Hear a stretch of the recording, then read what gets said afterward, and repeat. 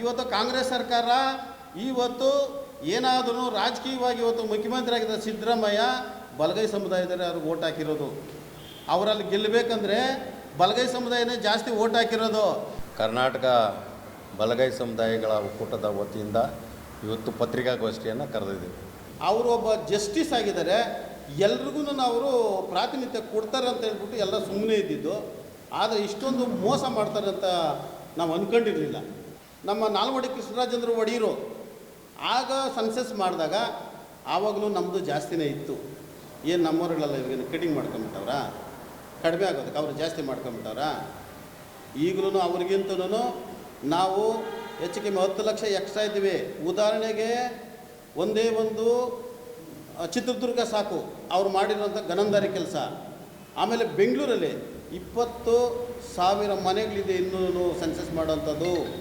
ಕರ್ನಾಟಕ ಸರ್ಕಾರ ಇವತ್ತೇನು ನಾಗಮೋಹನ್ ದಾಸ್ ಅವರ ವರದಿಯನ್ನು, ಅವ್ರ ವರದಿಯಲ್ಲಿ ಬಲಗೈ ಸಮುದಾಯರಿಗೆ ಅವೈಜ್ಞಾನಿಕವಾದಂಥ ವರದಿಯನ್ನು ಕೊಟ್ಟು ಇವತ್ತು ನಮ್ಮನ್ನು ದಿಕ್ಕ ತಪ್ಪಿಸಿ ಇವತ್ತು ಆ ವರದಿಯನ್ನು ನಮಗೆ ಅನ್ಯಾಯವನ್ನು ಎಸಗಿದ್ದಾರೆ. ಮತ್ತು ನೀವು ಮಾಡಿರ್ತಕ್ಕಂಥ ಅವೈಜ್ಞಾನಿಕ ವರದಿಯಲ್ಲಿ ನೀವು ಚಿತ್ರದುರ್ಗ ಜಿಲ್ಲೆಯಲ್ಲಿ ಸಮೀಕ್ಷೆ ಮಾಡಿರ್ತಕ್ಕಂಥದ್ದು ವಲಯ ಸಮುದಾಯದವರು 283 ಜನ ಇದ್ದೀರಿ ಅಂತ ಹೇಳಿ ನೀವು ಸಮೀಕ್ಷೆಯಲ್ಲಿ ವರದಿಯನ್ನು ಕೊಟ್ಟಿದ್ದೀರಾ. ನಿಮಗೆ ನಾಚಿಕೆ ಆಗೋದಿಲ್ವಾ? ಯಾಕಂತ ಹೇಳಿದ್ರೆ ಚಿತ್ರದುರ್ಗ ಜಿಲ್ಲೆಯಲ್ಲಿ 8 ತಾಲೂಕುಗಳಿದೆ. 8 ತಾಲೂಕುಗಳಲ್ಲಿ ವಲಯ ಸಮುದಾಯದವರು 284 ಜನ ಇರೋದು ಅಂತಕ್ಕಂಥದ್ದು ನಮ್ಮ ಪ್ರಶ್ನೆ. ಅವ್ರ ಕುರ್ಚಿನ ಉಳಿಸ್ಕೊಳ್ಳೋದಕ್ಕೋಸ್ಕರ ಈ ಸಮುದಾಯನ ಒಡೆದಾಡೋದಕ್ಕೇನೋ ಈ ಕೆಲಸ ಮಾಡ್ತಾವ್ರೆ ಅಂತ ನಮ್ಮ ಅನಿಸಿಕೆ ಇದೆ. ಸಿದ್ದರಾಮಯ್ಯನವರೇ, ನೆಕ್ಸ್ಟ್ ನೀವು ಏನಾದ್ರೂ ಸಚಿವ ಸಂಪುಟ ಕರೆದಾಗ ನಮಗೆ ಇಬ್ಬರಿಗೂ ಒಂದೇ ಮೀಸಲಾತಿ ಕೊಡಿ.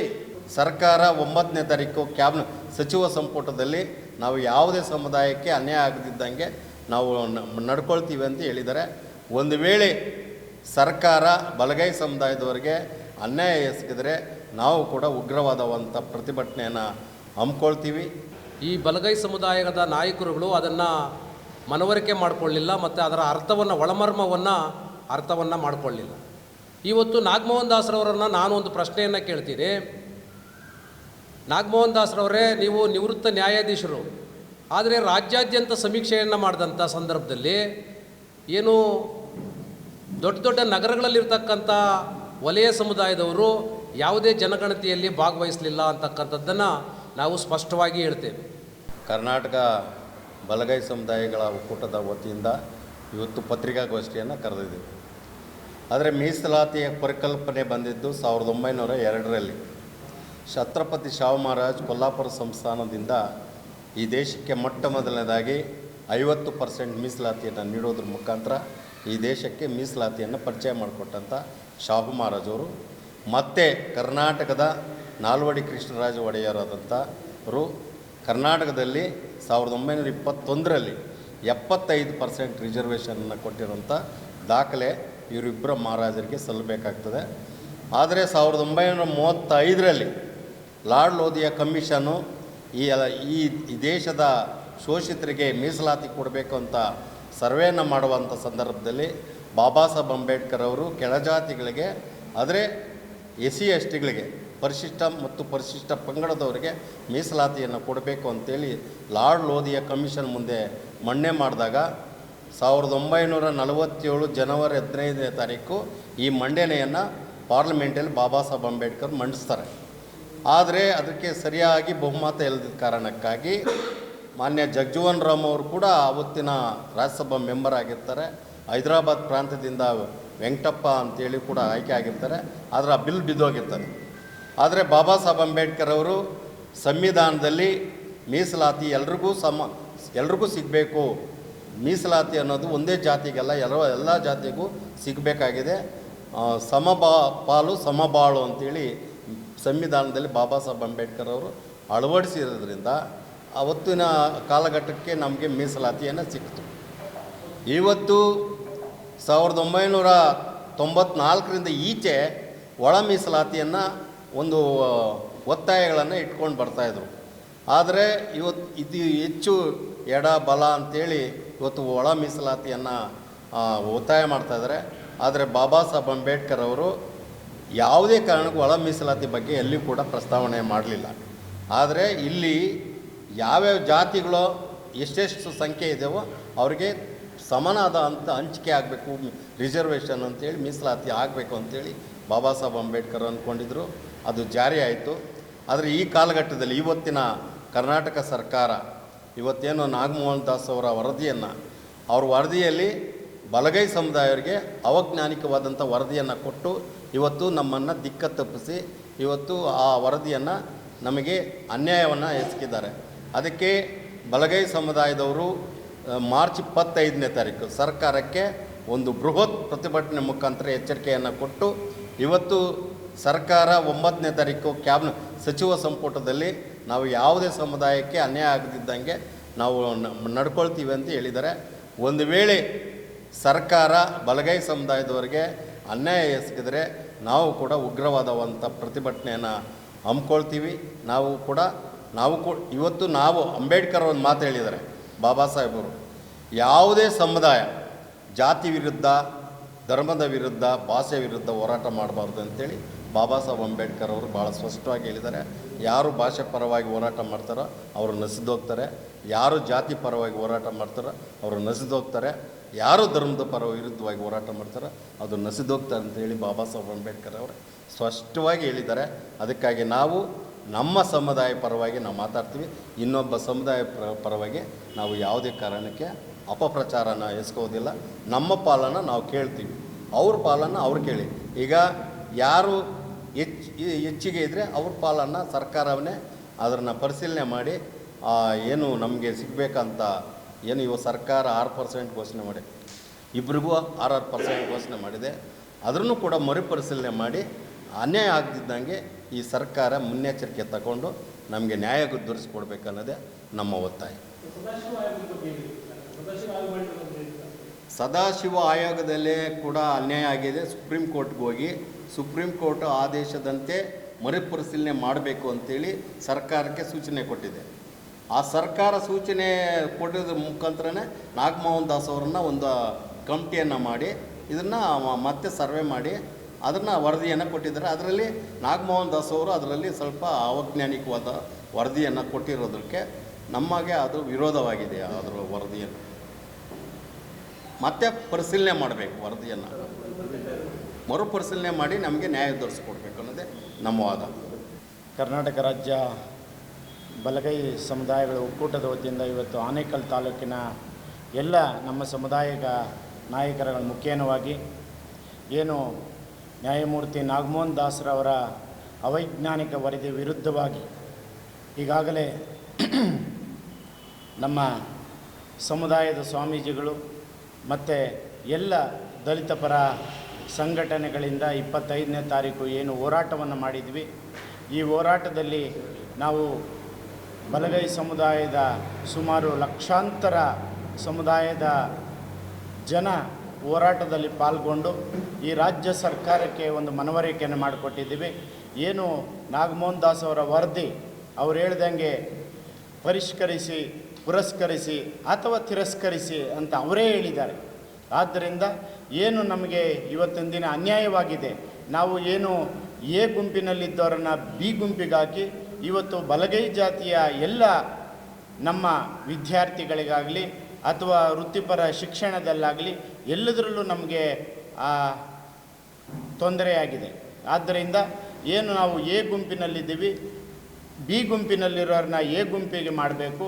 ನಮ್ಮದು ಇದು ಬಹಳ ಒತ್ತಾಯದ ವಿಷಯ ಇದು.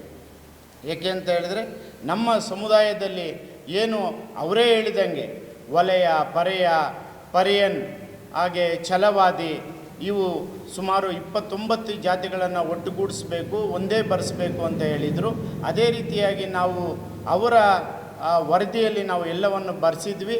ಆದರೂ ಸಹ ಏನು ಸಮೀಕ್ಷೆಯಲ್ಲಿ ಕೆಲವೊಂದನ್ನು ಛಲವಾದಿ ಇರ್ಬೋದು, ಪರೆಯ ಇರ್ಬೋದು, ಮಾಲಾ ಇರ್ಬೋದು ಎಲ್ಲವನ್ನು ಬೇರ್ಪಡಿಸಿ ನಮಗೆ ಬರಬೇಕಾಗಿದ್ದ ಒಟ್ಟು ಸುಮಾರು 40 ಲಕ್ಷಕ್ಕೂ ಹೆಚ್ಚು ನಮ್ಮ ಸಮುದಾಯ ಇರಬೇಕಾಗಿತ್ತು. ಆದರೆ ಅದನ್ನು ಹಂಚಿ ಹರಿದು ಮಾಡಿದ್ದಾರೆ. ಅದನ್ನು ಒಗ್ಗೂಡಿಸುವಂಥ ಕೆಲಸವನ್ನು ಅವರೇ ಮಾಡಬೇಕಾಗಿರೋದ್ರಿಂದ ರಾಜ್ಯ ಸರ್ಕಾರ ಏನು ನಾಳೆ ಬರುವ 9ನೇ ತಾರೀಕಿನ ಸಚಿವ ಸಂಪುಟ ಇದೆ, ಆ ಸಚಿವ ಸಂಪುಟದಲ್ಲಿ ನಮ್ಮನ್ನು ಎ ಗುಂಪಿನಲ್ಲಿ ರೋಸ್ಟ್ರೋ ಬಿಂದುವಲ್ಲಾಗಿರೋ ವ್ಯತ್ಯಾಸವನ್ನು ಎ ಗುಂಪಿನಲ್ಲೇ ನಮ್ಮನ್ನು ಇಡಬೇಕು. ಬಲಗೈ ಜಾತಿಯನ್ನು ಎ ಗುಂಪಿನಲ್ಲೇ ಇಡಬೇಕು. ನಾವು ಏಕೆ ಅಂತ ಹೇಳಿದರೆ ಹೆಚ್ಚು ಜನಸಂಖ್ಯೆ ಇರುವುದರಿಂದ ನಾವು ಎ ಗುಂಪಲ್ಲೇ ಇರಬೇಕು. ನಮಗೆ ಇಲ್ಲಾಂದರೆ ವಿದ್ಯಾರ್ಥಿಗಳಿಗೆ ಮತ್ತು ನೌಕರರಿಗೆ ತೊಂದರೆ ಆಗ್ತದೆ ಅಂತೇಳಿ ಈಗ ರಾಜ್ಯ ಸರ್ಕಾರಕ್ಕೆ ಈಗಾಗಲೇ ನಾವು ಮನವರಿಕೆಯನ್ನು ಮಾಡಿಕೊಟ್ಟಿದ್ದೇವೆ. ಆದ್ದರಿಂದ ಮಾನ್ಯ ಏನು 9ನೇ ತಾರೀಕು ನಡೆಯುವ ಸಚಿವ ಸಂಪುಟದಲ್ಲಿ ಏನಾದರೂ ನಮ್ಮನ್ನು ಮತ್ತೆ ಬಿ ಗುಂಪಿಗೆ ಹಾಕಿದ್ದೆ ಆದರೆ ನಾವು ಉಗ್ರವಾದ ಹೋರಾಟವನ್ನು ಮಾಡಬೇಕಾಗತ್ತೆ. ಇದು ರಾಜ್ಯ ಸರ್ಕಾರಕ್ಕೆ ಎಚ್ಚರಿಕೆ ಗಂಟೆಯಾಗಿದೆ.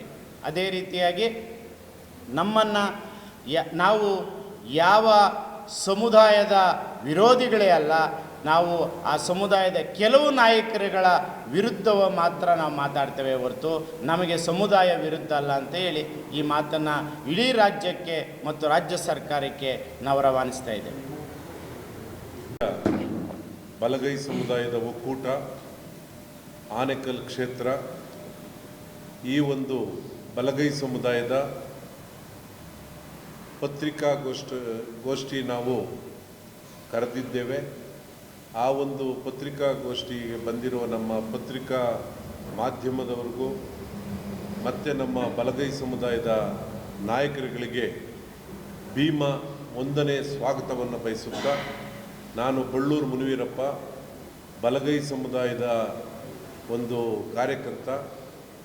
ಹುಟ್ಟಿದಾಗ ಉಸಿರು, ಸತ್ತಾಗ ಹೆಸರು, ತಾಯಿ ಗರ್ಭದಿಂದ ಬರುವುದು ಉಸಿರು ಮಾತ್ರ. ಉಸಿರಿಗೆ ಜಾತಿ ಇಲ್ಲ, ಧರ್ಮ ಇಲ್ಲ. ಈ ಒಂದು ಬಲಗೈ ಸಮುದಾಯದ ವಿಶೇಷ ಒಂದು ಸುದ್ದಿಗೋಷ್ಠಿ ಏನು ಕರೆದಿರೋದು ಅಂದರೆ, ಅವೈಜ್ಞಾನಿಕವಾಗಿ ನ್ಯಾಯಮೂರ್ತಿ ನಾಗಮೋಹನ್ ದಾಸರ ವರದಿಯನ್ನು ನಾವು ಬಲಗೈ ಸಮುದಾಯ ತಿರಸ್ಕರಿಸಬೇಕು.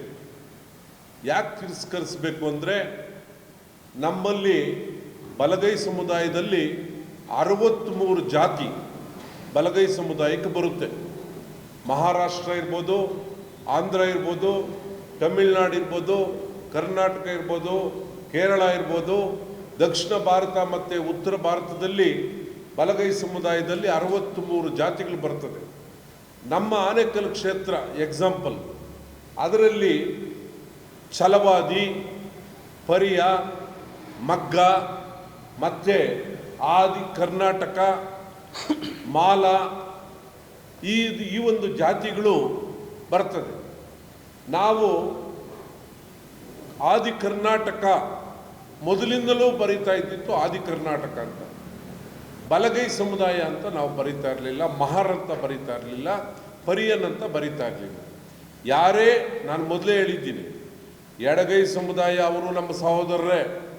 ಅಸ್ಪೃಶ್ಯತೆ ಅನ್ನೋದೇನಾದರೂ, ಅನ್ಟಚಬಿಲಿಟಿ ಅಂತ ಏನಾದರೂ ಅನುಭವಿಸಿದ್ರೆ ಎರಡೇ ಸಮುದಾಯ, ಅದರಲ್ಲಿ ಎಡ ಮತ್ತು ಬಲ ಏನು ಈ ಒಂದು ಸಮಾಜದ ಬಹಿಷ್ಕಾರ ಹಾಕ್ಕೊಂಡಿದ್ದು ಜಾತಿಗಳು ಯಾವುದು ಅಂದರೆ ವಲಯರು ಮತ್ತು ಮಾದಿಗರು. ನಾವು ಮಾದಿಗರಿಗೆ ವಿರೋಧ ಅಲ್ಲ, ಹಾಗೆ ಅವರು ಅಷ್ಟೇ. ನಮ್ಮ ವಲಯ ಸಮುದಾಯ ಬಲಗೈ ಸಮುದಾಯದಲ್ಲಿ ಅವ್ರಿಗೇನು ಮೀಸಲು ಸಿಗುತ್ತೆ ಅದನ್ನು ಅವರು ಸ್ವಾಗತ ಮಾಡಬೇಕು. ಕೆಲವರು ಯೂಸ್ಲೆಸ್ ಫೆಲೋಗಳು ಜಾತಿಗಳನ್ನ ಬೈಕೊಂಡು ಮತ್ತು ಬಲಗೈ ಸಮುದಾಯನ ಬೈಕೊಂಡು ಇನ್ನೊಬ್ಬರು ಎಡಗೈ ಸಮುದಾಯನ ಬೈಕೊಂಡು ನಮ್ಮಲ್ಲೇ ನಾವು ಗುಣಿ ಹೊಡ್ಕೊಂಡೋಗೋ ವ್ಯವಸ್ಥೆ ಬಾಬಾ ಸಾಹೇಬ್ ಅಂಬೇಡ್ಕರ್ರು ಆ ಒಂದು ದೇನ ಯಾವತ್ತೂ ಇಟ್ಕೊಂಡು ಅವ್ರು ಹೋರಾಟ ಮಾಡಿ ಸಂವಿಧಾನ ಕೊಡಲಿಲ್ಲ. ಭಾರತ ದೇಶದಲ್ಲಿ ಕಟ್ಟ ಕಡೆಯ ಯಾವುದೇ ಜಾತಿ ಆಗಿರಲಿ, ಎಕಾನಮಿ ವೀಕರ್ಸ್ ಅದರಲ್ಲಿ ಯಾವುದು ಸಮಾಜ ಬಹಿಷ್ಕೃತ ಮಾಡಿದ್ರು, ಯಾರು ತುಳಿತಕ್ಕೆ ಒಳಗಾಗಿದ್ರು, ಯಾರು ಮೇಲ್ಜಾತಿಯವರ ಇಂದ ದೌರ್ಜನ್ಯಕ್ಕೆ ಒಳಗಾಗಿದ್ರು, ಯಾರು ಶೋಷಿತರಾಗಿದ್ರು, ಯಾರು ದಮನಿತ ವರ್ಗದವರಾಗಿದ್ರು ಅವ್ರಿಗೆ ಮೀಸಲಾತಿ ಸಿಗಬೇಕು. ಪ್ರಾಣಿ ಪಕ್ಷಿಗಳೆಲ್ಲ ದೇವಸ್ಥಾನಕ್ಕೆ ಹೋಗ್ತಾ ಇದ್ವು. ಆಗ ಈ ಒಲೆಮಾದಿಗರು ದೇವಸ್ಥಾನಕ್ಕೆ ಹೋಗೋದಕ್ಕೆ ಬಹಿಷ್ಕಾರ ಹಾಕಿದ್ರು. ಪ್ರಾಣಿ ಪಕ್ಷಿಗಳು ಎಲ್ಲ ಕೆರೆಗಳಲ್ಲಿ ನೀರು ಕುಡಿಯೋ ಒಂದು ವ್ಯವಸ್ಥೆ ಇದ್ದವು.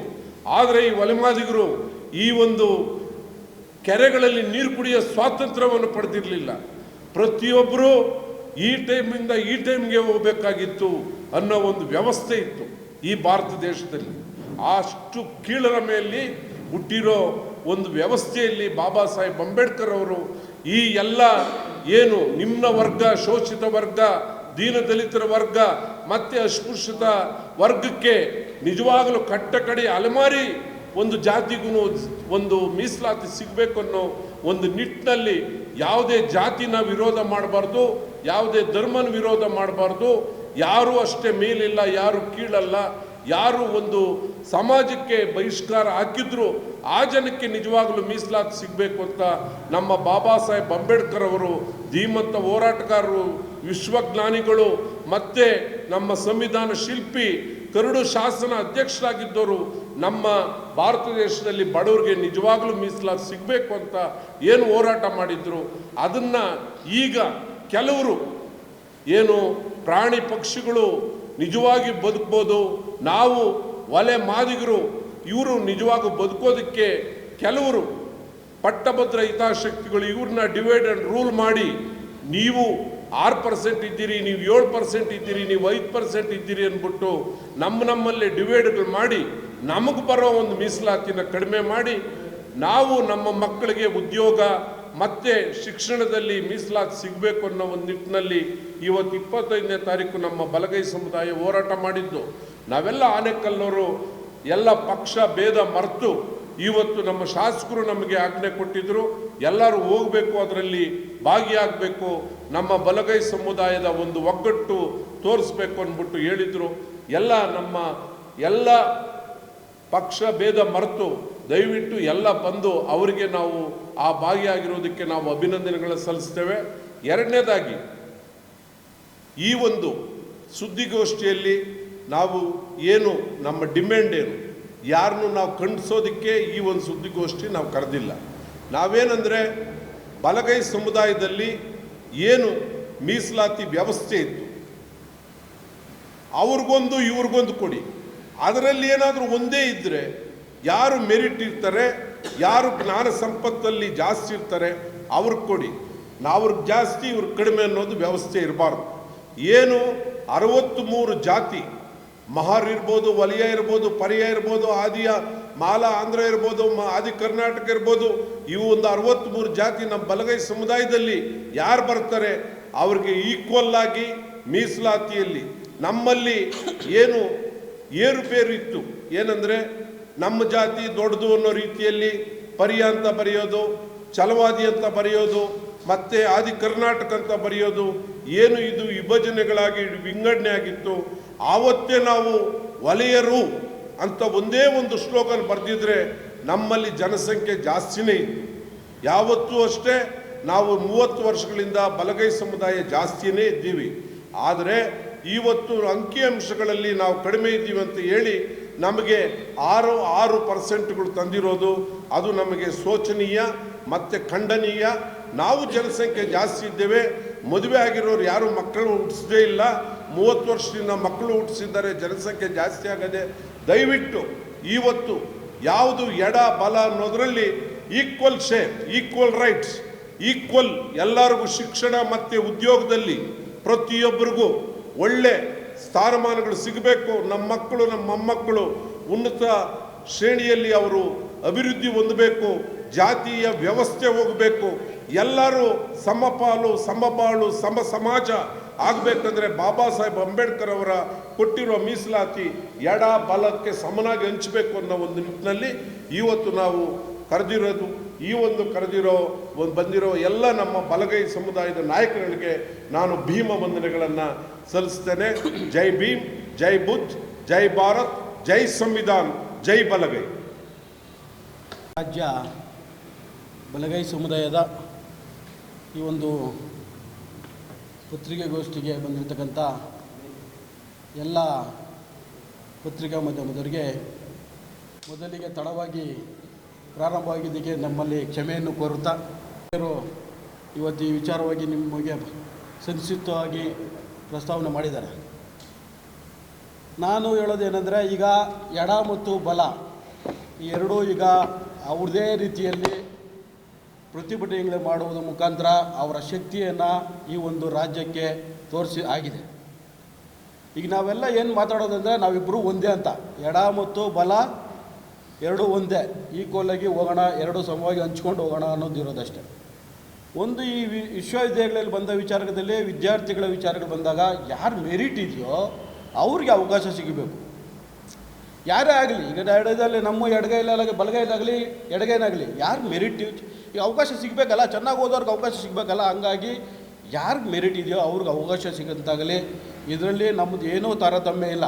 ಇದರಲ್ಲಿ ಕೆಲವರು ಇದನ್ನು ರಾಜಕೀಯ ಉದ್ದೇಶಗಳಿಗೋಸ್ಕರ ಬಳಸ್ಕೊಳ್ತಿದ್ದಾರೆ. ಅವ್ರಿಗೂ ಮುಂದಿನ ದಿನಗಳಲ್ಲಿ ಇದರ ತಕ್ಕ ಪಾಠವಂಥ ಕೆಲಸದ ಎರಡೂ ಸಮುದಾಯದವರು ಮಾಡ್ತಾರೆ. ಇದನ್ನು ಎರಡೂ ಸಮುದಾಯದೊಳಗೆ ಇದೇನು ಕಿತಾಪತಿ ತಂದಿಕ್ತಾಯಿದ್ದಾರಲ್ಲ ಅವ್ರಿಗೆ ಸಹ ಎಚ್ಚರಿಕೆಯನ್ನು ಇವತ್ತಿನ ಸಂದರ್ಭದಲ್ಲಿ ಕೊಡೋಕ್ಕೆ ಇಷ್ಟ ಬೀಳ್ತೀನಿ ನಾನು. ಹಾಗೆ ಹೇಳಿದ್ರು, ಈಗ ಅಣ್ಣವ್ರು ಹೇಳಿದ್ರು ಎಲ್ಲ ವಿಚಾರ ಎಷ್ಟು ಜಾತಿಗಳು ಬರ್ತವೆ ನಮ್ಮಲ್ಲಿ ಎಲ್ಲ ವಿಚಾರಗಳು ಹೇಳಿದ್ದಾರೆ. ಹಾಗಾಗಿ ಆ ಎಲ್ಲ ಜಾತಿಗಳಲ್ಲಿ ನಾವು ಇರ್ತಕ್ಕಂಥವ್ರು ಈಗ 2011 ಜನಗಣತಿ ತೊಗೊಂಡ್ರೆ ನಮ್ಮ ಬಲಗೈ ಸಮುದಾಯದ ಜನಸಂಖ್ಯೆನ ಜಾಸ್ತಿ ಇದ್ದಿದ್ದು. ಹಂಗಾಗಿ ಇವತ್ತಿನ ದಿವಸ ನಮ್ಮದು ಜಾಸ್ತಿ ಆಗಬೇಕು ಕಡಿಮೆ ಆಗಬೇಕು 11ರಲ್ಲೇ ನಾವು ಜನಸಂಖ್ಯೆ ಜಾಸ್ತಿ ಇದ್ರಿ. ಹಾಗಾಗಿ ಈಗ ನಾವು ಎಲ್ಲ ಒದ್ದಾಡ್ತಾ ಇರೋದು ನಮ್ಗೆ ಈಕ್ವಲಾಗಿ ಒಪ್ಕೊಳಕ್ಕೆ ನಾವು ರೆಡಿ ಇದ್ರಿ. ಹಾಗಾಗಿ ನಿಮ್ಮಲ್ಲೂ ಸಹ ಆ ಮನಸ್ಥಿತಿಗೆ ಬಂದು ಎರಡೂ ಅಣ್ಣ ತಮ್ಮದ್ರ ಥರ ಹೋಗ್ಬೇಕು ಈ ರಾಜ್ಯದಲ್ಲಿ. ಆಮೇಲೆ ಎಲ್ಲರೂ ಹೇಳ್ತಾರೆ ಏನಾದರೂ ಇದನ್ನು ಸರ್ಕಾರದವರು ಮಾಡಿಲ್ಲ ಅಂದರೆ ಉಗ್ರ ಪ್ರತಿಭಟನೆ ಮಾಡೋದ್ರಿಂದ ಏನೂ ಪ್ರಯೋಜನ ಇಲ್ಲ. ಮುಂದೆ ಬರ್ತಕ್ಕಂಥ ಇದನ್ನೇನಾದರೂ ನಮ್ಮ ಸಮುದಾಯಕ್ಕೆ ಅನ್ಯಾಯ ಇದ್ದರೆ ಮುಂದೆ ಬರ್ತಕ್ಕಂಥ ಎಲೆಕ್ಷನಲ್ಲಿ ಕಿತ್ತೋಗಿಯುವಂಥ ಕೆಲಸ ಮಾಡ್ತೀವಿ ಅಂತ ಎಚ್ಚರಿಕೆ ಕೊಡಬೇಕು ಸರ್ಕಾರಕ್ಕೆ. ಬರೀ ಪ್ರತಿಭಟನೆ ಮಾಡೋದ್ರಿಂದ ಏನು ಪ್ರಯೋಜನ ಇಲ್ಲ. ನಮ್ಗೆ ಅನ್ಯಾಯ ಆದರೆ ನೀವು ಮನೆಗೆ ಕಳಿಸ್ತೀರಿ ಅನ್ನೋದನ್ನ ನೇರವಾಗಿ ಎಚ್ಚರಿಕೆ ಕೊಡ್ತಾ ನನ್ನ ಮಾತನ್ನು ಮುಗಿಸ್ತೇನೆ. ಜೈ ಭೀಮ್. ಪತ್ರಿಕಾಗೋಷ್ಠಿಯನ್ನು ಏರ್ಪಡಿಸಿದ್ದಾರೆ. ಇದರ ಉದ್ದೇಶ ಏನು ಅನ್ನೋದನ್ನು ನಮ್ಮ ಎಲ್ಲ ಹಿರಿಯರು ಈಗಾಗಲೇ ಹೇಳಿದ್ದಾರೆ. ನಾನು ಅದ್ರ ಬಗ್ಗೆ ಹೆಚ್ಚಿಗೆ ಏನು ಮಾತಾಡೋಕ್ಕೆ ಹೋಗಲ್ಲ. ಆದರೆ ರಾಜ್ಯ ಮಟ್ಟದಲ್ಲಿ ನಮ್ಮ ಜನಾಂಗದ ವತಿಯಿಂದ ಏನು ತೀರ್ಮಾನಗಳು ತಗೊಳ್ತಾರೆ ಅದಕ್ಕೆ ನಾವೆಲ್ಲರೂ ನಮ್ಮ ಕೆಲಸ ಕಾರ್ಯಗಳನ್ನು ಬಿಟ್ಟು ನಾವು ಸಕ್ರಿಯವಾಗಿ ಈ ಪ್ರತಿಭಟನೆಯಲ್ಲಿ ಹೋರಾಟಕ್ಕೆ ಕೈ ಜೋಡಿಸಿ ಭಾಗವಹಿಸ್ತೀವಿ. ಯಾಕಂದರೆ ಇಲ್ಲಿ ಯಾರಿಗೂ ಅನ್ಯಾಯ ಆಗೋದು ಬೇಡ, ಎಲ್ರಿಗೂ ಒಳ್ಳೆಯದಾಗಲಿ ಅನ್ನೋದು ನಮ್ಮ ಉದ್ದೇಶ. ಜೊತೆಗೆ ಬಾಬಾ ಸಾಹೇಬ್ ಅಂಬೇಡ್ಕರ್ ಅವರು ಎಲ್ಲೂ ಅವರ ಒಂದು ಸಂದೇಶಗಳಲ್ಲಿ ಭೇದ ಭಾವ ತೋರಿಸಿಲ್ಲ. ಎಲ್ಲ ದಲಿತರಿಗೂ ಒಂದೇ ನೋಡಿದ್ದಾರೆ. ಹಾಗಾಗಿ ಎಲ್ಲ ದಲಿತರು ಒಗ್ಗಟ್ಟಾಗಿ ಹೋಗಬೇಕು. ಸಣ್ಣ ವಿಚಾರಗಳಲ್ಲಿ ನಾವು ಕಿತ್ತಾಡಿಕೊಂಡು ಇನ್ಯಾರಿಗೂ ಲಾಭ ಆಗೋದು ಬೇಡ. ಹಾಗಾಗಿ ಈ ಒಂದು ನಮ್ಮ ಸಮಾಜದವರು ಏನು ಮುಂದಿನ ಕಾರ್ಯಕ್ರಮಗಳು ಸರ್ಕಾರ ತಗೊಳ್ಳೋಂಥ ತೀರ್ಮಾನ ಇದ್ರ ಬಗ್ಗೆ ಏನು ತೀರ್ಮಾನಗಳು ತಗೊಳ್ತಾರೆ ಅದಕ್ಕೆ ನಾವು ಪಕ್ಷಾತೀತವಾಗಿ ಎಲ್ಲರೂ ಕೈ ಜೋಡಿಸ್ತೀವಿ. ಕೊನೆಗೆ ನಮ್ಮ ಜನಾಂಗಕ್ಕೆ ಯಾರಿಗೂ ತೊಂದರೆ ಆಗೋದು ಬೇಡ ಅನ್ನೋದು ನಮ್ಮ ಉದ್ದೇಶ. ಹಾಗಾಗಿ ಈ ಒಂದು ಪತ್ರಿಕಾಗೋಷ್ಠಿಯಲ್ಲಿ ಮಾತಾಡೋಕ್ಕೆ ಅವಕಾಶ ಮಾಡಿಕೊಟ್ಟಂಥ ಎಲ್ರಿಗೂ ವಂದಿಸ್ತೀನಿ. ಬಲಗೈ ಸಮುದಾಯಗಳ ಒಕ್ಕೂಟದ ವತಿಯಿಂದ ಏನು ಪತ್ರಿಕಾಗೋಷ್ಠಿಯನ್ನು ಕರೆಯಲಾಗಿದೆ, ನಮ್ಮ ನಾಯಕರುಗಳು ಭಾಳ ಸ್ಪಷ್ಟವಾಗಿ ಹೇಳಿದ್ದಾರೆ. ಆದರೆ ಇವತ್ತು ಬಾಬಾ ಸಾಹೇಬರ ಪರಿಕಲ್ಪನೆಯ ಪ್ರಕಾರ ಎರಡೂ ಸಮುದಾಯಗಳು ಏನು ಮಾದಿಗ ಮತ್ತು ವಲಯ ಎರಡೂ ಸಮುದಾಯಗಳು ಬಹಳ ಅನ್ಯೋನ್ಯವಾಗಿದ್ದುವಂಥ ಸಮುದಾಯಗಳು. ಇವತ್ತು ಎರಡೂ ಸಮುದಾಯಗಳಿಗೆ ಒಳ ಮೀಸಲಾತಿಯಲ್ಲಿ ಬಹಳಷ್ಟು ಅನ್ಯಾಯ ಆಗಿದೆ ಅಂತಕ್ಕಂಥದ್ದು ಇಡೀ ರಾಜ್ಯದ ಜನತೆಯ ಮುಂದೆ ಬಹಳ ಸ್ಪಷ್ಟವಾಗಿ ಗೊತ್ತಿದೆ. ಆದರೆ ಈ ಹಿಂದೆ ಸದಾಶಿವ ಆಯೋಗವನ್ನು ಮಾಡಿರ್ತಕ್ಕಂಥ ಏನು ಒಳ ಮೀಸಲಾತಿಯನ್ನು ಜಾರಿ ಮಾಡಬೇಕು ಅಂತಕ್ಕಂಥ ಒತ್ತಾಯಗಳು ನಡೀತಾ ಇರತಕ್ಕಂಥ ಸಂದರ್ಭದಲ್ಲಿ ಸುಪ್ರೀಂ ಕೋರ್ಟು ಏನು ಆದೇಶದ ಮೇರೆಗೆ ಒಳ ಮೀಸಲಾತಿ ಜಾರಿ ಮಾಡಬೇಕು ಅಂತಕ್ಕಂಥ ಒಂದು ಆದೇಶವನ್ನು ಮಾಡಿದಾಗ ಆಯಾ ರಾಜ್ಯಗಳಿಗೆ ಸಂಬಂಧಪಟ್ಟಿರ್ತಕ್ಕಂಥ ವಿಚಾರ ಅಂತ ತಿಳಿಸಿದಾಗ ನಾಗಮೋಹನ್ ದಾಸ್ರವರನ್ನು ಕರ್ನಾಟಕ ಸರ್ಕಾರ ಆಯೋಗ ರಚನೆ ಮಾಡಲಿಕ್ಕೆ ಅವರನ್ನು ನೇಮಕ ಮಾಡ್ತಾರೆ. ಆದರೆ ನಾಗಮೋಹನ್ ದಾಸ್ರವರು ಎಲ್ಲ ಹೋರಾಟಗಾರರು ಅವರನ್ನು ಭೇಟಿ ಮಾಡಿದಾಗ ಅವರು ಒಂದು ಮಾತನ್ನು ಹೇಳ್ತಾಯಿದ್ರು, ಸ್ವಲ್ಪ ಜಾಸ್ತಿ ತಿಂದಿರ್ತಕ್ಕಂಥ ಬಲಿಷ್ಠವಾಗಿರ್ತಕ್ಕಂಥವ್ರು ಸ್ವಲ್ಪ ಸಮಾಧಾನವಾಗಿರಬೇಕು ಅಂತಕ್ಕಂಥ ಮಾತುಗಳನ್ನು ಹೇಳ್ತಾ ಇರ್ತಕ್ಕಂಥದ್ದನ್ನು ಈ ಬಲಗೈ ಸಮುದಾಯದ ನಾಯಕರುಗಳು ಅದನ್ನು ಮನವರಿಕೆ ಮಾಡಿಕೊಳ್ಳಿಲ್ಲ ಮತ್ತು ಅದರ ಅರ್ಥವನ್ನು ಅರ್ಥವನ್ನು ಮಾಡಿಕೊಳ್ಳಿಲ್ಲ. ಇವತ್ತು ನಾಗಮೋಹನ್ ದಾಸ್ರವರನ್ನು ನಾನು ಒಂದು ಪ್ರಶ್ನೆಯನ್ನು ಕೇಳ್ತೀನಿ. ನಾಗಮೋಹನ್ ದಾಸ್ರವರೇ, ನೀವು ನಿವೃತ್ತ ನ್ಯಾಯಾಧೀಶರು, ಆದರೆ ರಾಜ್ಯಾದ್ಯಂತ ಸಮೀಕ್ಷೆಯನ್ನು ಮಾಡಿದಂಥ ಸಂದರ್ಭದಲ್ಲಿ ಏನು ದೊಡ್ಡ ದೊಡ್ಡ ನಗರಗಳಲ್ಲಿರ್ತಕ್ಕಂಥ ವಲಯ ಸಮುದಾಯದವರು ಯಾವುದೇ ಜನಗಣತಿಯಲ್ಲಿ ಭಾಗವಹಿಸಲಿಲ್ಲ ಅಂತಕ್ಕಂಥದ್ದನ್ನು ನಾವು ಸ್ಪಷ್ಟವಾಗಿ ಹೇಳ್ತೇವೆ. ಇವತ್ತು ನೀವು ಉದಾಹರಣೆಯನ್ನು ತೆಗೆದುಕೊಳ್ಬೇಕು. ಎಷ್ಟೋ ನಗರಗಳಲ್ಲಿ ಬಾಡಿಗೆ ಮನೆಯಲ್ಲಿ ವಾಸ ಮಾಡ್ತಕ್ಕಂಥ ವಲಯ ಸಮುದಾಯದ ನೌಕರರಾಗಿರಲಿ ಅಥವಾ ಸಮುದಾಯದವರಾಗಿರಲಿ ಯಾರೂ ಸಹ ಒಳ ಮೀಸಲಾತಿಯಲ್ಲಿ ಸಕ್ರಿಯವಾಗಿ ಭಾಗವಹಿಸಲಿಲ್ಲ ಅಂತಕ್ಕಂಥದ್ದು ನಮ್ಮ ವಾದ. ಮತ್ತು ನೀವು ಮಾಡಿರ್ತಕ್ಕಂಥ ಅವೈಜ್ಞಾನಿಕ ವರದಿಯಲ್ಲಿ ನೀವು ಚಿತ್ರದುರ್ಗ ಜಿಲ್ಲೆಯಲ್ಲಿ ಸಮೀಕ್ಷೆ ಮಾಡಿರ್ತಕ್ಕಂಥದ್ದು ವಲಯ ಸಮುದಾಯದವರು 283 ಜನ ಇದ್ದೀರಿ ಅಂತ ಹೇಳಿ ನೀವು ಸಮೀಕ್ಷೆಯಲ್ಲಿ ವರದಿಯನ್ನು ಕೊಟ್ಟಿದ್ದೀರಾ. ನಿಮಗೆ ನಾಚಿಕೆ ಆಗೋದಿಲ್ವಾ? ಯಾಕಂತೇಳಿದ್ರೆ ಚಿತ್ರದುರ್ಗ ಜಿಲ್ಲೆಯಲ್ಲಿ 8 ತಾಲೂಕುಗಳಿದೆ. 8 ತಾಲೂಕುಗಳಲ್ಲಿ ವಲಯ ಸಮುದಾಯದವರು 284 ಜನ ಇರೋದು ಅಂತಕ್ಕಂಥದ್ದು ನಮ್ಮ ಪ್ರಶ್ನೆ. ಮತ್ತು ಬಲಗೈ ಸಮುದಾಯಕ್ಕೆ ಸಿಗಬೇಕಾದಂಥ ರೋಸ್ಟರ್ ಪದ್ಧತಿಯನ್ನು ಇವತ್ತು ಎ ಗುಂಪಿನಲ್ಲಿರ್ತಕ್ಕಂಥ ಬಲಗೈ ಸಮುದಾಯವನ್ನು ಎಡಗೈ ಸಮುದಾಯಕ್ಕೆ ತಂದು ಏನೋ ಬಿ ಅಂತ ನೀವು ನಮೂದು ಮಾಡಿದ್ದೀರಾ. ಆದರೆ ಎಡಗೈ ಮತ್ತು ವಲಯ ಮತ್ತು ಮಾದಿಗ ಎರಡೂ ಸಮುದಾಯಗಳು ಈ ರಾಜ್ಯದಲ್ಲಿ ಬಹಳ ಅನ್ಯೋನ್ಯವಾಗಿದ್ದಂಥ ಸಮುದಾಯಗಳು, ಅಣ್ತಮ್ಮಂದರದ ರೀತಿಯಲ್ಲಿ ಜೀವನ ಮಾಡ್ತಕ್ಕಂಥ ಸಮುದಾಯಗಳನ್ನು ನೀವು ಇವತ್ತು ಒಡೆದು ಆಳ್ತಕ್ಕಂಥ ಕೆಲಸವನ್ನು ಮಾಡಿದ್ದೀರಾ. ನಿಮ್ಮಿಂದ ಇವತ್ತು ವಲಯ ಮತ್ತು ಮಾದಿಗರು ಬೀದಿನಲ್ಲಿ ಕಿತ್ತಾಡ್ತಕ್ಕಂಥ ಪರಿಸ್ಥಿತಿಯನ್ನು ತಂದು ಮಡಗಿರ್ತಕ್ಕಂಥದ್ದು ನಾಗಮೋಹನ್ ದಾಸರವರೇನೆ. ಅದಕ್ಕೆ ನೇರ ಹೊಣೆ ನಾಗಮೋಹನ್ ದಾಸರವರು ಆಗ್ತಾರೆ. ಆ ಕಾರಣಕ್ಕಾಗಿ ರಾಜ್ಯ ಸರ್ಕಾರ ಈ ಕೂಡಲೇ ನೀವೇನು ಒಳ ಮೀಸಲಾತಿಯನ್ನು ಜಾರಿ ಮಾಡ್ತೀವಿ ಅಂತಕ್ಕಂಥ ಮಾತುಗಳನ್ನು ಆಡ್ತಾ ಇದ್ದೀರಾ. ನೀವು ಒಳ ಮೀಸಲಾತಿಯನ್ನು ಜಾರಿ ಮಾಡಬೇಕಾದ್ರೆ ಏನು ವಲಯ ಸಮುದಾಯ ಈ ಹಿಂದೆ ಇದ್ದಂಥ ಮೀಸಲಾತಿಯನ್ನೇ ಮುಂದುವರಿಸಬೇಕು. ನಾಗಮೋಹನ್ ದಾಸರವರು ಮಾಡಿರ್ತಕ್ಕಂಥ ಅವೈಜ್ಞಾನಿಕ ವರದಿಯನ್ನು ಈ ಕೂಡಲೇ ತಿರಸ್ಕಾರ ಮಾಡಬೇಕು. ಅವನೂರು ಮಾಡಿರ್ತಕ್ಕಂಥ ವರದಿಯನ್ನು ಸಹ ಪರಿಗಣನೆಗೆ ತೆಗೆದುಕೊಳ್ಬೇಕು. ಕಾಂತರಾಜರವರು ಮಾಡಿರ್ತಕ್ಕಂಥ ವರದಿಯನ್ನು ಸಹ ನೀವು ಪರಿಗಣನೆಗೆ ತೆಗೆದುಕೊಂಡು ಈ ಎಲ್ಲ ವರದಿಗಳನ್ನು ಪರಿಗಣನೆಗೆ ತೆಗೆದುಕೊಂಡು ನೀವು ಒಳ ಮೀಸಲಾತಿಯನ್ನು ಜಾರಿ ಮಾಡಬೇಕಂತಕ್ಕಂಥ ಒತ್ತಾಯವನ್ನು ಮಾಡ್ತೇವೆ. ಮತ್ತು ಏನು ವಲಯ ಮತ್ತು ಮಾದಿಗ ಸಮುದಾಯದವರು ನೀವು ಕೆಲವೊಂದು ರಾಜಕಾರಣಿಗಳು ಇದನ್ನು ರಾಜಕೀಯ ಬೇಳೆಕಾಳನ್ನು ಬೇಯಿಸ್ಕೊಳ್ಳೋದಕ್ಕಾಗಿ ಈ ಒಂದು ಒಳ ಮೀಸಲಾತಿಯ ಗೊಂದಲಗಳನ್ನು ಸೃಷ್ಟಿ ಮಾಡಿದ್ದಾರೆ. ಇದರ ಹಿಂದೆ ಎರಡೂ ಸಮುದಾಯಗಳನ್ನು ಬೀದಿಗೆ ತಂದು ನಿಲ್ಲಿಸಿರ್ತಕ್ಕಂಥದ್ದು ಇವತ್ತು ಯಾರಂತಕ್ಕಂಥದ್ದು ಈ ಸಮುದಾಯದ ರಾಜಕಾರಣಿಗಳು ಮತ್ತು ಈ ಎರಡೂ ಸಮುದಾಯಗಳು ಅರ್ಥ ಮಾಡ್ಕೊಳ್ಬೇಕು. ಇದರ ಹಿಂದೆ ಇರತಕ್ಕಂಥ RSSನ ಹುನ್ನಾರವನ್ನು ನಾವು ಬಹಳಷ್ಟು ಅರ್ಥ ಮಾಡ್ಕೊಳ್ಳದೆ ಇರತಕ್ಕಂಥ ಮೂರ್ಖರಾಗಿದ್ದೀವಿ ನಾವು. ಇವತ್ತು RSS ಈ ದೇಶದಲ್ಲಿ ಅಧಿಕಾರವನ್ನು ಈ ಹಿಂದುಳಿದ ವರ್ಗ ಮತ್ತು ದಲಿತರು ಅಧಿಕಾರವನ್ನು ಹಿಡಿಲಿಕ್ಕೆ ಹೋಗ್ತಾರೆ. ಆ ಕಾರಣಕ್ಕಾಗಿ ಇವರನ್ನು ಏನಾದರೂ ಮಾಡಿ ಒಳ ಮೀಸಲಾತಿಯ ಮರ್ಮದಲ್ಲಿ ಇವರನ್ನು ಚಿತ್ರವಾಗಿ ವಿಂಗಡಣೆ ಮಾಡಬೇಕಂತಕ್ಕಂಥ ಹುನ್ನಾರವನ್ನು ಇವತ್ತು RSS ಬಹಳ ಸ್ಪಷ್ಟವಾಗಿ ಮಾಡ್ತಾ ಇದೆ. ತೆರೆ ಹಿಂದೆ ಮಾಡ್ತಕ್ಕಂಥ ಕೆಲಸವನ್ನು ನಮ್ಮ ರಾಜಕಾರಣಿಗಳು, ನಮ್ಮ ಸಮುದಾಯವನ್ನು ಪ್ರತಿನಿಧಿಸ್ತಕ್ಕಂಥ ಶಾಸಕರು ಮತ್ತು ಸಚಿವರುಗಳು ಇದರನ್ನು ಅರ್ಥ ಮಾಡಿಕೊಳ್ಳದೆ ಇವತ್ತು ಸಮುದಾಯವನ್ನು ಬಲಿ ಕೊಡಲಿಕ್ಕೆ ಹೋಗ್ತಾ ಇದ್ದಾರೆ. ಹಾಗಾಗಿ ಏನು ಬಲಗೈ ಸಮುದಾಯಕ್ಕೆ ಆಗಿರ್ತಕ್ಕಂಥ ಅನ್ಯಾಯವನ್ನು ರಾಜ್ಯ ಸರ್ಕಾರ ಈ ಕೂಡಲೇ ಸರಿಪಡಿಸಬೇಕು. ಒಂದು ವೇಳೆ ಮಾನ್ಯ ಮುಖ್ಯಮಂತ್ರಿಗಳಾಗಿರ್ತಕ್ಕಂಥ ಸಿದ್ದರಾಮಯ್ಯನವರು ಇದನ್ನು ಸರಿಪಡಿಸದೆ ಹೋದರೆ ಮುಂದಿನ ದಿನಗಳಲ್ಲಿ ನಿಮ್ಮನ್ನು ಮನೆಗೆ ಕಳಿಸ್ತಕ್ಕಂಥ ಕೆಲಸವನ್ನು ಭಾಳ ಸ್ಪಷ್ಟವಾಗಿ ಬಲಗೈ ಸಮುದಾಯ ಮಾಡುತ್ತೆ ಅಂತಕ್ಕಂಥ ಎಚ್ಚರಿಕೆಯನ್ನು ನೀಡ್ತಾ ಇದ್ದೇವೆ.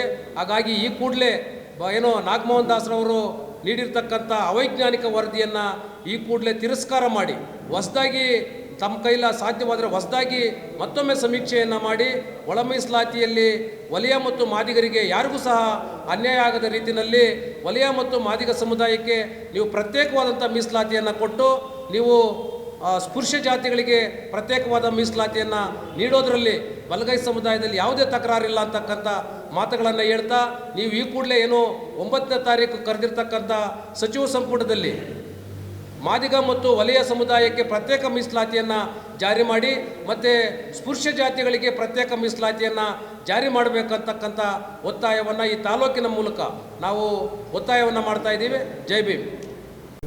ಇವತ್ತು ಪತ್ರಿಕಾಗೋಷ್ಠಿ ಕರೆದಿರೋದು ಬಲಗೈ ಸಮುದಾಯ, ಆದರೆ ಎಡ ಬಲ ಎರಡು ಒಂದೇ ಅಂತ ಮಾಧ್ಯಮದ ಮುಂದೆ ಹೇಳೋದಕ್ಕೆ ನಾವು ಇಷ್ಟಪಡ್ತಾ ಇದ್ದೀವಿ. ಇವತ್ತು ನಮ್ಮ ಕ್ಷೇತ್ರದಲ್ಲಿ 20 ವರ್ಷ ನಾರಾಯಣಸ್ವಾಮಿ ಅವರು ಆಳಿದ್ರು. ಅವ್ರಿಗೆ ನಾವು ಎಲ್ರಿಗೂ ಸಪೋರ್ಟ್ ಮಾಡೋರೆ, ನಮ್ಮ ಸಮುದಾಯದವರು ಓಟ್ ಹಾಕಿದ್ದಾರೆ, ಗೆಲ್ಲಿಸಿದ್ದಾರೆ. ಆ ಅಪ್ಪನಿಗೆ ಎಷ್ಟು ಜ್ಞಾನ ಆಯಿತೋ ಇಲ್ಲೋ ಗೊತ್ತಿಲ್ಲ. ಮಾದಿಗಾಸ್ ಮಾದಿಗಾಸ್ ಮಾದಿಗಾಸ್ ಅಂತ ಹೇಳ್ತಾ ಇದ್ದಾರೆ. ಹಂಗಾದರೆ ಈ ತಾಲೂಕಲ್ಲಿ ನಿಮ್ಗೆ ಯಾರಿಗೂ ಓಟ್ ಹಾಕಿಲ್ಲ ಸ್ವಾಮಿ? ನಮ್ಮ ಮಾಧ್ಯಮದ ಮೂಲಕ ಕೇಳ್ಕೊತಾ ಇರ್ತೀವಿ. ಯಾಕಂತ ಹೇಳಿದ್ರೆ 20 ವರ್ಷ ಶಾಸಕರಾಗಿದ್ದವರು ನೀವು, 18 ವರ್ಷ ಕೇಂದ್ರದ ಮಂತ್ರಿ ಆಗಿದ್ದರು, ರಾಜ್ಯದಲ್ಲಿ ಮಂತ್ರಿ ಆಗಿದ್ದರು, ನೀವು ಈ ಸಮುದಾಯನ ಬಳಸ್ಕೊಂಡು ನೀವು ಮಂತ್ರಿಗಳಾಗಬೇಕಂತ ಇದ್ದೀರೋ, ಇಲ್ಲ ನಿಮ್ಮ ಸಮುದಾಯದ ಲೀಡ್ರ್ಗಳು ನೀವು MLAಗಳು ಮಾಡೋಕ್ಕೆ ಹೊರಟಿದ್ದೀರಾ? ನೀವು ಈ ಸಮುದಾಯನ ನೀವು ಎಡಗೈ ಸಮುದಾಯನ ಅಡ್ಡಿಕೊಂಡು ನೀವು ನಿಮ್ಮ ಬೇಳೆಕಾಳು ಬೇಯಿಸ್ಕೊಳೋದಕ್ಕೆ ಸ್ಟೇಟಲ್ಲಿ ನೀವು ಸುಮ್ಮನೆ ಉರ್ದುಂಬಿಸ್ತಾ ಇದ್ದೀರಿ. ನೀವು ಮಾಡ್ಬೋದಾಗಿತ್ತು. ನೀವು ಕೇಂದ್ರ ಸರ್ಕಾರದಲ್ಲಿ ನೀವು ಇದ್ದಾಗ ಅಲ್ಲಿ ನೋಡಿ, ಈಗ ಅವರಿರೋ ಮನೆ ಕಡೆನೇ ಈಗಲೂ ಯಾವುದೂ ಕೆಲಸಗಳಾಗಿಲ್ಲ. ಈಗಲೂ ಹಳೆ ಮನೆಗಳು ಹಂಗೆ ಇದೆ. ಅವರು ಒಂದು ಸಾರಿ ಹೇಳ್ತಾ ಇರ್ತಾರೆ, ನಾನು ಉತ್ತರ ಕರ್ನಾಟಕ ಕಡೆ ಹೋಗಿದ್ದೆ, ನಮ್ಮ ಸಮುದಾಯ ಬೆಚ್ಚಂಬುಗಳು ಹಿಡ್ಕೊಂಡು ಹೋಗ್ತಾಯಿದ್ರು ಅಂತ ಹೇಳ್ತಾರೆ. ನೀವಿದ್ದಿದ್ದು ಏರಿಯಾದಲ್ಲಿ ನೋಡಿ ಸ್ವಾಮಿ, ಇವಾಗಲೂ ಉದ್ಧಾರಕ್ಕಾಗಿಲ್ಲ. ಕೂಗೆ ಅಳತೆ ಇದ್ದಂಥ ಬೆಂಗಳೂರಿಗೆ ಹತ್ತಿರವಾಗಿದ್ದಂಥದ್ದು ಇವಾಗಲೂ ಇಲ್ಲ. KH ಮುನಿಯಪ್ಪರು ಇರ್ಬೋದು. KH ಮುನಿಯಪ್ಪರು ನಾನು ರಾಜೀನಾಮೆ ಕೊಡ್ತೀನಿ ಅಂತ ಹೇಳ್ತಾ ಇದ್ದಾರೆ ನಮ್ಮ ಸಮುದಾಯಕ್ಕಂತ. ಆದರೆ KH ಮುನಿಯಪ್ಪರು ಏನು ಮಾಡ್ತಾಯಿದ್ದಾರೆ ಸ್ವಾಮಿ, ನಿನ್ನ ಮಗಳಿಗೆ ಮೀಸಲಾತಿ ಬೇಕು, ನಿನಗೂ ಮೀಸಲಾತಿ ಬೇಕು, ಬೇರೆಯವ್ರಿಗೆ ಬಿಟ್ಕೊಡಿ, ನೀವು ಅನುಭವಿಸಿರೋ ಸಾಕು. ಕಾಂಗ್ರೆಸ್ಸವ್ರಿಗೂ ಅದೇ ಹೇಳ್ತಾ ಇರೋದು. ಕಾಂಗ್ರೆಸ್ಸವರು ನೀವು ಅನುಭವಿಸ್ತಾ ಇದ್ದೀರಿ, ನೀವು ಬಿಟ್ಕೊಡಿ, ಬೇರೆಯವ್ರಿಗೆ ಕೊಡಿ ಅಂತ ಈ ಸಂದರ್ಭದಲ್ಲಿ ನಾವು ಹೇಗೆ ಹೇಳ್ತಾ ಇದ್ವಿ. ಯಾಕಂತ ಹೇಳಿದಾಗ ಒಳ ಮೀಸಲಾತಿ ಆದಾಗ ಬಲಗೈಗಾರು ಎಡಗೈಗಾರು ಅಂತ ಆಗೈತೆ. ಆದರೆ ನಾವು ಹೇಳ್ತಾ ಇರೋದು ಏನಂತ ಹೇಳಿದ್ರೆ, ಇನ್ಕಮ್ ಸರ್ಟಿಫಿಕೇಟ್ ಮೇಲೆ ಕೊಡ್ರಿ, ಉದ್ಯೋಗ ಇನ್ಕಮ್ ಸರ್ಟಿಫಿಕೇಟ್ ಮೇಲೆ ನೀವು ಕೊಡಬೇಕು. ಆಮೇಲೆ ಮೆರಿಟ್ ಯಾರಾಯ್ತು ಅವ್ರು ಕೊಡಿ. ಎರಡು ಸಮುದಾಯನ ಒಂದೇ ಮಾಡಬೇಕು ಅಂತ ಈ ಸಂದರ್ಭದಲ್ಲಿ ನಾವು ಹೇಳೋದಕ್ಕೆ ಇಷ್ಟಪಡ್ತಾ ಇದ್ವಿ. ಯಾಕಂದರೆ ಬೆಂಕಿ ಹಚ್ಚೋ ಕೆಲಸ ಆಗ್ಬಿಟ್ಟೈತೆ ಕರ್ನಾಟಕದಲ್ಲಿ. ಈಗ ಬಲಗೈ ಸಮುದಾಯದವರು ಎಲ್ಲೂ ಹೋರಾಟ ಮಾಡಲೇ ಇಲ್ಲ. ಯಾರು ಈಗ ನಮ್ಮ ಮಾದೇವಪ್ಪರನ್ನ ಚಪ್ಪಲಿನ ಹೊಡ್ತೀನಿ ಏಕವಚನದಲ್ಲಿ ಮಾಡಿರೋಂಥ ಇತಿಹಾಸ ಐತೆ. ಆದರೆ ನಮ್ಮ ಸಮುದಾಯದವರು ಯಾವುದೇ ಕಾರಣಕ್ಕೂ ನಮ್ಮ ರಮೇಶ್ ಚಿಗಜಿಣಿಗೆ ಆಗಿರ್ಬೋದು, ನಮ್ಮ RB ತಿಮ್ಮಾಪುರ ಆಗಿರ್ಬೋದು, KH ಮುನಿಯಪ್ಪ ಆಗಿರ್ಬೋದು, ಇನ್ನು ಇತರರು ಇದ್ದಾರೆ, ಅವ್ರಿಗೆ ಯಾವತ್ತೂ ಯಾರೂ ಬೈದಿಲ್ಲ. ಇವ್ರು ಯಾಕೆ ನೀವು ಹೋರಾಟ ಮಾಡಿ, ನೀವು ಪಡ್ಕೊಳ್ಳಿ, ನಾವು ಬೇಡ ಅಂತ ಹೇಳಲ್ಲ. ಏಕವಚನದಲ್ಲಿ ಅವನು ಇವನು ಅಂತ ಯಾಕೆ ಮಾತಾಡ್ತೀರಿ? ಒಬ್ಬ ಸಚಿವರುಗಳು, ಒಬ್ಬ ಪ್ರಜ್ಞಾವಂತರುಗಳು ನೀವು. ಮಾದೇವಪ್ಪ ನಾನು ಕೂರ್ತಿರೋ ಕುರ್ಚಿನಲ್ಲಿ ಕೂತಿದ್ದೀನಿ ಅಂತ ನೀವು ಹೇಳ್ತಾ ಇದ್ದೀರಿ. ನೀವು ಹೇಳ್ತಾ ಇದ್ದೀರಿ ನಾನು ಸಚಿವನಾಗಿದ್ದೆ, ಈಗ ನೀವು ಸಚಿವರಾಗಿದ್ದೀರಿ ಅಂತ ಹೇಳ್ತಾ ಇದ್ದೀರಿ. ನೀವು ಜನತಾದಳ ಸರ್ಕಾರ ಇದ್ದಾಗ ಮಾದೇವಪ್ಪರು ಆರೋಗ್ಯ ಮಂತ್ರಿ ಆಗಿದ್ದರು. ಆನೇಕಲ್ ತಾಲೂಕ್ ಪಂಚಾಯತಿನಲ್ಲಿ ಉದ್ಘಾಟನೆ ಮಾಡಿದಾಗ ನಾವು ಮಾದೇವಪ್ಪರನ್ನ ಅಡ್ಡಾಕ್ಬಿಟ್ಟು ಹಾಸ್ಟೆಲ್ ಐತೆ ಅಂತ ಕೇಳಿದಾಗ ಇದೇ ನಮ್ಮ ನಾರಾಯಣ ಸ್ವಾಮಿ ಅವ್ರು ಬಂದು, ಏನಪ್ಪ ಹಂದಿ ಕೂಡಿಕ್ಕಿದಂಗೆ ಇಕ್ಕಿದಲ್ರಿ, ಹಾಸ್ಟೆಲ್ ನೀವೇನಾದ್ರು ರೆಡಿ ಮಾಡಿರಿ ಯಾಕ್ರಿ ಅಂತ ಹೇಳ್ಬಿಟ್ಟು ಮಾದೇವಪ್ಪರು ಹೇಳಿದ್ರು. ಆದರೆ ಆಗಲೇ ಮಂತ್ರಿ ಆಗಿದ್ದವರು ಸ್ವಾಮಿ ಅವರು. ನೀವು ನಮ್ಮ ಸಮುದಾಯದವರೇ, ನೀವೇನು ಮಾಡಿದ್ದೀರಿ? ಏನೂ ಮಾಡಲಿಲ್ಲ. ನೀವು ಸುಮ್ಮನೆ ಸಮಾಜನ ಈ ಜಾತಿನ ಅಡ್ಡಿಕೊಂಡು ನೀವು ಬೇಳೆಕಾಳು ಬೇಯಿಸ್ಕೊಂಡ್ಬಿಡ್ರಿ. ಯಾವುದೇ ಸಮುದಾಯ ಲೆಫ್ಟ್ ಆಗಿರ್ಬೋದು, ರೈಟ್ ಆಗಿರ್ಬೋದು, ನಿಮ್ಗೆ ಎಲ್ರಿಗೂ ಓಟ್ ಕೊಟ್ಟಿರು, ಎಲ್ಲರೂ ಕೊಟ್ಟಿದ್ದಾರೆ. ಇವತ್ತು ಕಾಂಗ್ರೆಸ್ ಸರ್ಕಾರ ಇವತ್ತು ಏನಾದರೂ ರಾಜಕೀಯವಾಗಿ ಇವತ್ತು ಮುಖ್ಯಮಂತ್ರಿ ಆಗಿದ್ದ ಸಿದ್ದರಾಮಯ್ಯ ಬಲಗೈ ಸಮುದಾಯದಲ್ಲಿ ಅವ್ರಿಗೆ ಓಟ್ ಹಾಕಿರೋದು. ಅವರಲ್ಲಿ ಗೆಲ್ಲಬೇಕಂದ್ರೆ ಬಲಗೈ ಸಮುದಾಯನೇ ಜಾಸ್ತಿ ಓಟ್ ಹಾಕಿರೋದು. ನೀವು ಎಲ್ಲೋ ಒಂದು ಕಡೆ ಸಿದ್ದರಾಮಯ್ಯರು ಎತ್ಕಟ್ತಾರೆ ಅಂತ ನಮ್ಮ ಅನಿಸಿಕೆ ಇದೆ.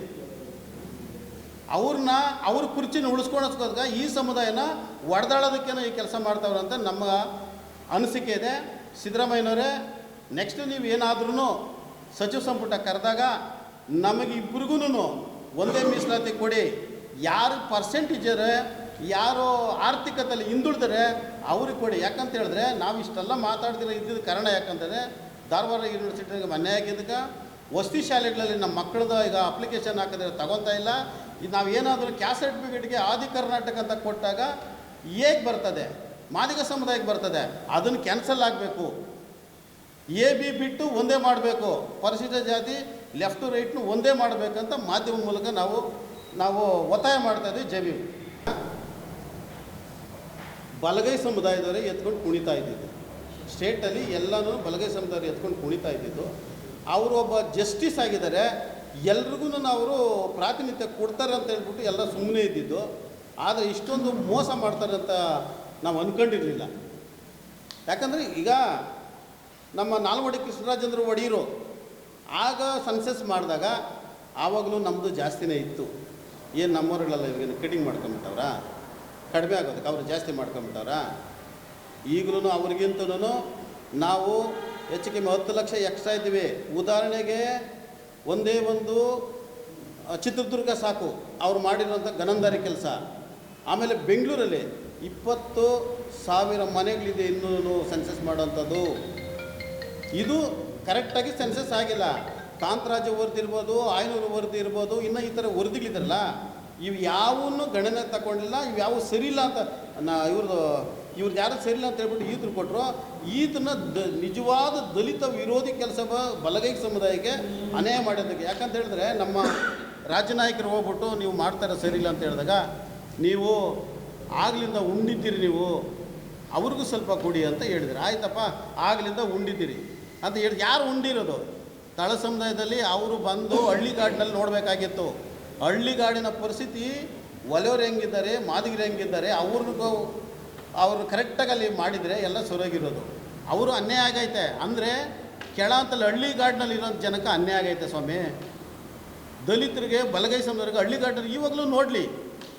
ಆದರೆ ಎಷ್ಟೋ ಜನ ಈಗಲೂ ಬೆಂಗಳೂರಲ್ಲಿ ಸೆನ್ಸಸ್ ಮಾಡಲಿಲ್ಲ. ವೈಟ್ ಫೀಲ್ಡಲ್ಲಂತೂ ಮಾಡಲೇ ಇಲ್ಲ. ಮಹದೇವಪುರದ ಏರಿಯಾನಲ್ಲಿ ಯಾವುದೇ ಕಾರಣಕ್ಕೂ ಅಂಟಿಸ್ಬಿಟ್ಟು ಬಂದವರೇ ಹೊರತು ಮಾಡಲಿಲ್ಲ. ಕರೆಕ್ಟಾಗಿ ಮಾಡಿದಾಗ ನಾವು ಜಾಸ್ತಿನೇ, ಅವ್ರಿಗಿಂತೂ ಜಾಸ್ತಿನೇ ಇದ್ದೀವಿ. ಪರ್ಯ ಅಂತ ಬೇಕಾಗಿ ವಿಂಗಡಣೆ ಮಾಡಿದ್ರು, ಬಲಗೈ ಅಂತ ಇದು ಛಲವಾದಿಗಳು ಅಂತ ವಿಂಗಡಣೆ ಮಾಡಿದ್ವಿ. ಇವೆಲ್ಲ ಸೇರಿಸ್ಕೊಂಡ್ರೆ ಅವ್ರಿಗಿಂತೂ 2 ಲಕ್ಷಕ್ಕಿಂತೂ ಜಾಸ್ತಿನೇ ಕಾಣ್ತೀವಿ, ಇನ್ನೂ ಜಾಸ್ತಿನೇ ಇರ್ತೀವಿ. ಮಾಡಿದ್ದವು ಎಷ್ಟೋ ಐತೆ, ಇದು ಕ್ರೋಢೀಕರಣ ಮಾಡಿದಾಗ ನಮ್ಗೆ ಜಾಸ್ತಿನೇ ಐತೆ. ಅಲ್ಲ ಪ್ರಶ್ನೆ